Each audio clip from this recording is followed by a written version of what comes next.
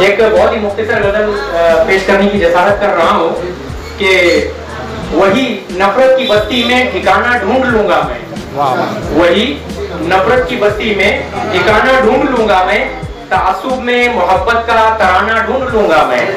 जी हाँ, तासुब में मोहब्बत का तराना ढूंढ लूंगा मैं।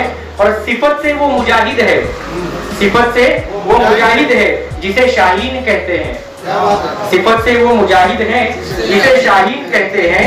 मसाइल के पहाड़ों पर ठिकाना ढूंढ लूंगा मैं, मसाइल के पहाड़ों पर ठिकाना ढूंढ लूंगा मैं।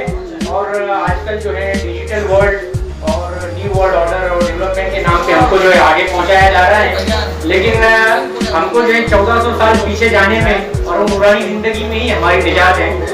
बेशक बेशक। जरा सा पीछे चलता हूँ तो ईमान जगमगाता है। जी हाँ, जरा सा पीछे चलता हूँ तो ईमान जगमगाता है कि शायद अब बुजुर्गों का जमाना ढूंढ लूंगा मैं, कि शायद अब बुजुर्गों का जमाना ढूंढ लूंगा मैं।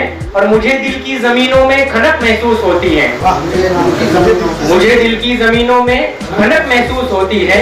ऐ आदिल अब मोहब्बत का खजाना ढूंढ लूंगा मैं, ऐ आदिल अब मोहब्बत का खजाना ढूंढ लूंगा मैं। बहुत बहुत शुक्रिया। अस्सलाम वालेकुम।